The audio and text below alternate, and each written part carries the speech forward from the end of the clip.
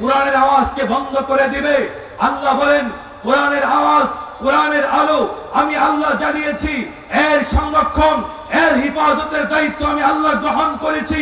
সুতরাং শুনে রাখো, কিয়ামত পর্যন্ত কোরআনের বিপক্ষে যারা অবস্থান করবে এবং যারা করেছে, যারা কোরআনের বিপক্ষে অবস্থান করেছে, ইসলামের বিপক্ষে অবস্থান করেছে, তারা যেরকম ভাবে দুনিয়া এবং আখিরাতের মধ্যে লাঞ্ছিত হয়েছে, অপমানিত হয়েছে, জাহান্নামের কীট হয়েছে, অদূর ভবিষ্যতে ইসলামের বিপক্ষে, কোরআন আর সুন্নাহর বিপক্ষে যারা অবস্থান করবে তাদের পরিণাম এর চাইতে বেশি ভালো হবে না। জোরে কোন ঠিক কিনা?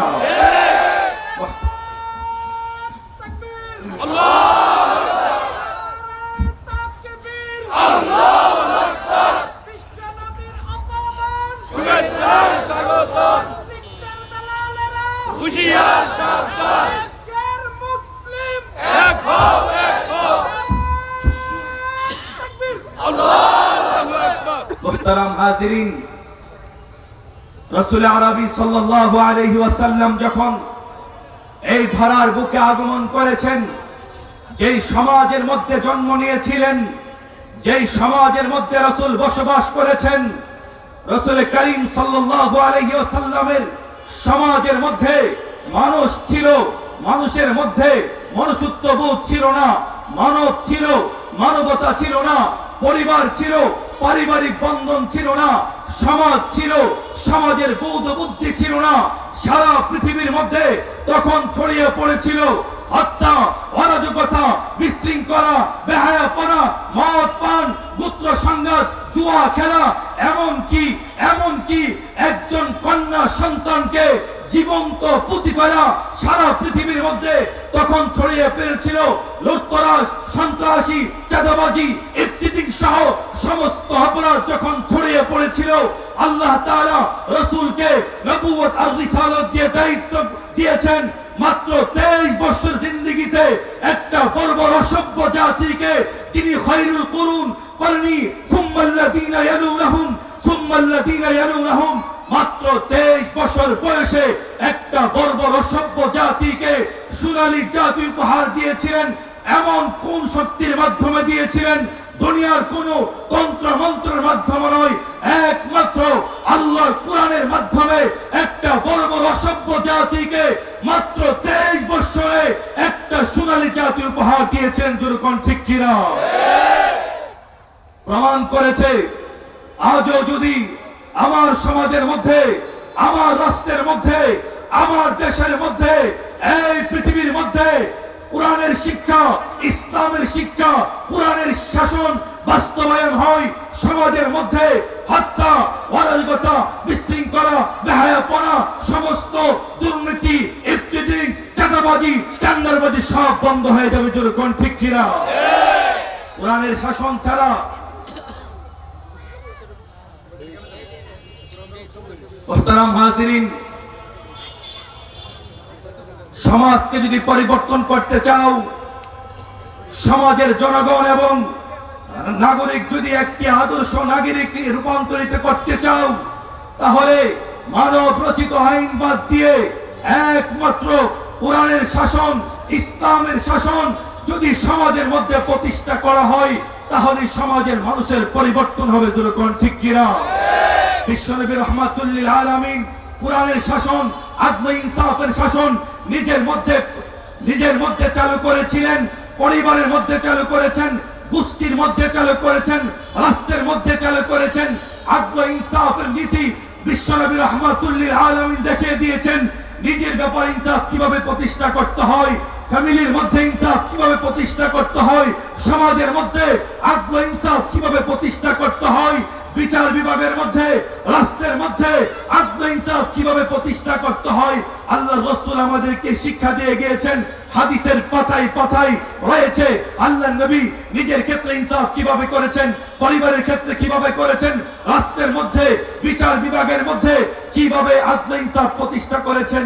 আল্লাহর রাসূলের আদর্শ যদি আমরা গ্রহণ করতে পারি, তাহলে সমাজ পরিবর্তন হবে, রাষ্ট্র পরিবর্তন হবে, রাষ্ট্রের প্রতিটা নাগরিকের দিন পরিবর্তন হবে। যেরকম ঠিক কিনা?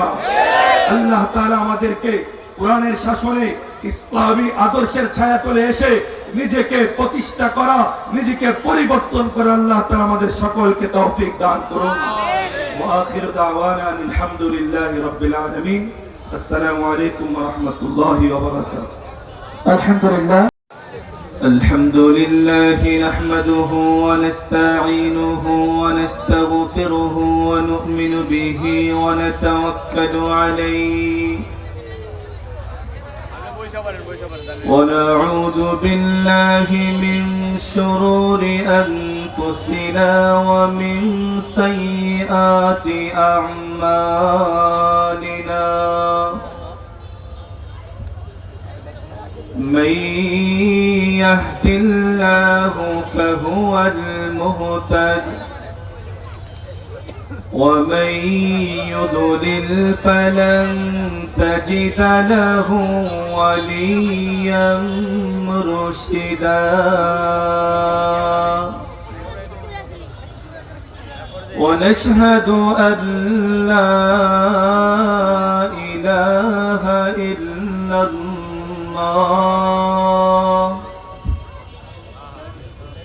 ونشهد أن سيدنا وسندنا وحبيبنا ومولانا محمدا عبد الله ورسوله الذي بلغ الرسالة وأدى الأمانة ونصح الأمة وكشف الغمة وجاهد في الله حق جهاده حتى أتاه اليقين صلى الله تعالى عليه وعلى آله وأصحابه وبارك وسلم تسليما كثيرا أما بعد فقد قال الله تعالى في كلامه المجيد وفي فرقانه الحميد أعوذ بالله من الشيطان الرجيم بسم الله الرحمن الرحيم إن الله يأمركم أن تؤدوا الأمانات إلى أهلها وإذا حكمتم بين الناس أن تحكموا بالعدل إن الله نعم ما يعظكم به إن الله كان سميعا بصيرا بارك الله لنا ولكم بالقرآن العظيم ونفعنا وإياكم بالآيات والذكر الحكيم সকলে আদবের সাথে মহব্বতের সাথে নামাজের মধ্যে যে দুরূদরা পড়ে থাকি সকলেই উচ্চ আওয়াজে পড়ে নি اللهم صل على محمد وعلى آل محمد كما صليت على إبراهيم وعلى آل إبراهيم إنك حميد مجيد সকলে একটা আওয়াজ করে পড়ে হাদিসের মধ্যে আসছে নবী রাসূলের শানে একবার দুরূদ পড়ে আল্লাহ তাআলা ওই ব্যক্তির উপর 10টি রহমত নাজিল করে দেন তার আমলনামার মধ্যে 10টি নেকি আল্লাহ জমা করে দেন গুনাহের আমলনামা থেকে 10টি গুনাহ আল্লাহ maaf করে দেন জান্নাতের মধ্যে 10টি দারাজাত আর মর্তবা আল্লাহ বুলন্দ করে দেন কয়বার দুরূদ পড়লে এজন্য সকলে জবান খুলে পড়ি আল্লাহুম্মা বারিক আলা মুহাম্মাদিন ওয়া আলা আলি মুহাম্মাদ কামা বারাকতা আলা ইব্রাহিম ওয়া আলা আলি ইব্রাহিম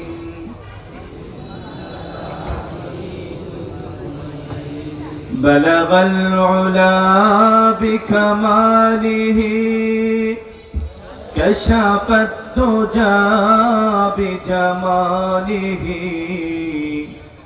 حسنت جميع خصاله صلوا عليه خلق میں اشراقه ہم یہ تیری مہربانی ہے امت محمدی ہو ہم پھر یہ بھی تیرے کرم ہو بلغ العلا بكماله كشف الدجى بجماله حسنت جميع خصاله صلوا عليه اللهم صل وسلم وبارك عليه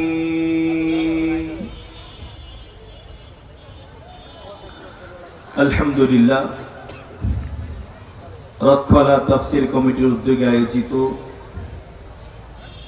আজকের এই বিশাল তাফসীরুল কোরআন মাহফিলের অত্যন্ত শ্রদ্ধাভাজন সভাপতি দিগর মুআজ্জাজ মুকাররম উলামায়ে কেরাম আমার সামনে উপবিষ্ট এলাকার মুরব্বী বাবারা যুবক ভাইয়েরা পর্দার আড়ালের অবস্থানগত অত্যন্ত শ্রদ্ধেয় মা ও বোনেরা মহান আল্লাহ পাকের দরবারে লাখ কোটি শুকরিয়া জ্ঞাপন করছি যিনি আমাদেরকে এই কোরআনের মাহফিলে আসার বসার কোরআনের আলোচনা করার এবং শোনার তৌফিক দান করেছেন যে রব আমাদেরকে এই বিশাল নিয়ামতটুকু দান করেছেন সকলে রবের দরবারে কালিমাতুশ শুকর আদায় করে পড়ি আলহামদুলিল্লাহ মুহতারাম হাজিরিন আল্লাহ রাব্বুল আলামিন এই পৃথিবীর মধ্যে মানব জাতির হিদায়াতের জন্য লক্ষাধিক নবী রাসূল প্রেরণ করেছেন সমস্ত নবী রাসূলগণের মিশন এবং ভিশন ছিল উম্মতদেরকে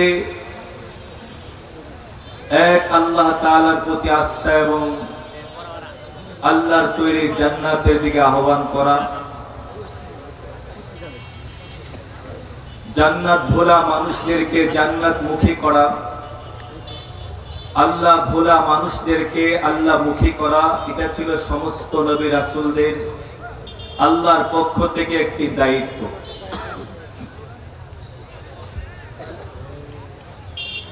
আমাদের নবী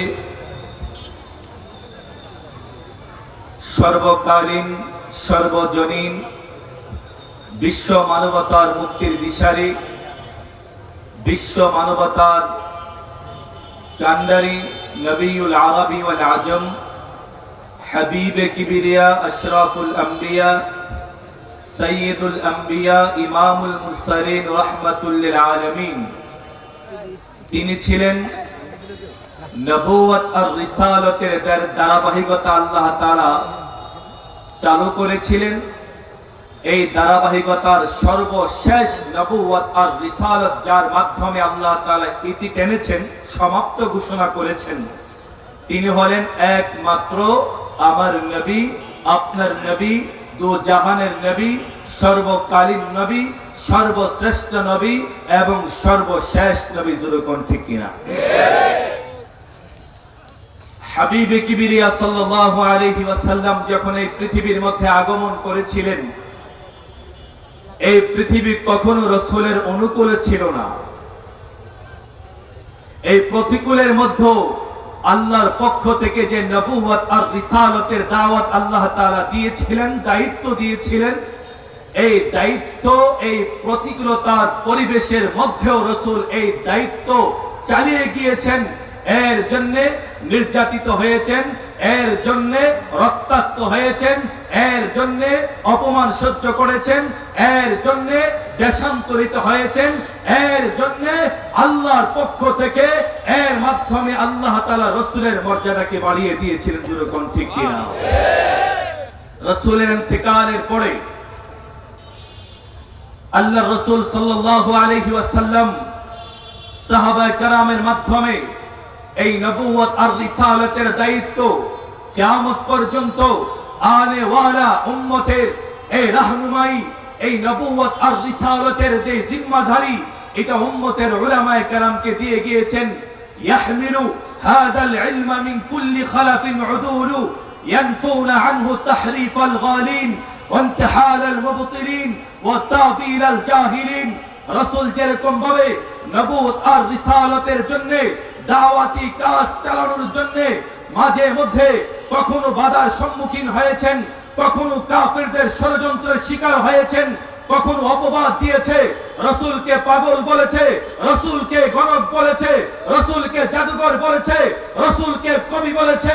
আল্লাহ তাআলা সমস্ত কাফের মুশরিকদের সমস্ত অপবাদকে ছিন্ন ভিন্ন করে আল্লাহ ঘোষণা করেছেন, আমার নবী কখনো পাগল হতে পারে না, আমার নবী কখনো জাদুকর হতে পারে না, আমার নবী সর্বকালীন সর্বজনীন, এমনকি সারা বিশ্বের সমস্ত মানব ধর্মের জন্য আমি আমার হাবিবকে রহমত হিসেবে প্রেরণ করেছি। যেরকম ঠিক কিনা?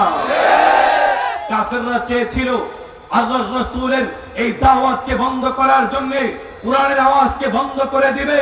আল্লাহ বলেন, কোরআনের আওয়াজ, কোরআনের আলো আমি আল্লাহ জ্বালিয়েছি, এর সংরক্ষণ, এর হিফাজতের দায়িত্ব আমি আল্লাহ গ্রহণ করেছি।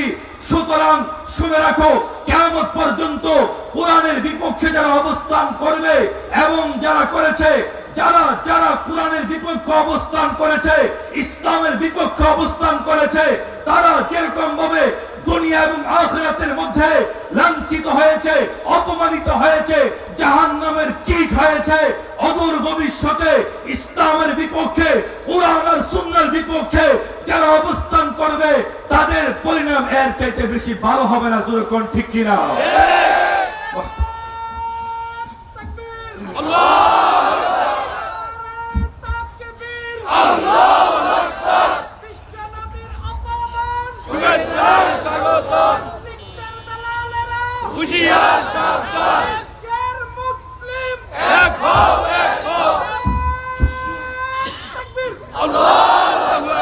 মুহতারাম হাজিরিন, রাসূল আরবি সাল্লাল্লাহু আলাইহি ওয়াসাল্লাম যখন এই ধরার বুকে আগমন করেছেন, যেই সমাজের মধ্যে জন্ম নিয়েছিলেন, যেই সমাজের মধ্যে রাসূল বসবাস করেছেন, রাসূল করিম সাল্লাল্লাহু আলাইহি ওয়াসাল্লামের সমাজের মধ্যে মানুষ ছিল, মানুষের মধ্যে মনুষ্যত্ববোধ ছিল না, মানব ছিল, মানবতা ছিল না, পরিবার ছিল, পারিবারিক বন্ধন ছিল না, সমাজ ছিল, সমাজের বৌদ্ধ বুদ্ধি ছিল না। সারা পৃথিবীর মধ্যে তখন ছড়িয়ে পড়েছিল হত্যা, অরাজকতা, বিশৃঙ্খলা, বেহায়াপনা, মদ পান, গোত্র সংঘাত, জুয়া খেলা, এমনকি একজন কন্যা সন্তানকে জীবন্ত পুঁতি ফেলা সারা পৃথিবীর মধ্যে তখন ছড়িয়ে পড়েছিল। লুটতরাজ, সন্ত্রাসী, চাঁদাবাজি, ইফতিজিং সহ সমস্ত অপরাধ যখন ছড়িয়ে পড়েছিল, আল্লাহ তাআলা রাসূলকে নবুয়ত আর রিসালাত দিয়ে দায়িত্ব দিয়েছেন মাত্র 23 বছর জিন্দেগিতে একটা বর্বর অসভ্য জাতিকে তিনি খায়রুল কুরুন করনি সুম্মাল্লাযীনা ইয়ালুনাহুম মাত্র 23 বছর বয়সে একটা বর্বর অসভ্য জাতিকে সোনালী জাতি উপহার দিয়েছিলেন। এমন কোন শক্তির মাধ্যমে দিয়েছিলেন? দুনিয়ার কোন তন্ত্র মন্ত্রের মাধ্যমে নয়, একমাত্র আল্লাহর কোরআনের মাধ্যমে একটা বর্বর অসভ্য জাতিকে মাত্র 23 বছরে একটা সোনালী জাতি উপহার দিয়েছেন। যেরকম ঠিক কিনা?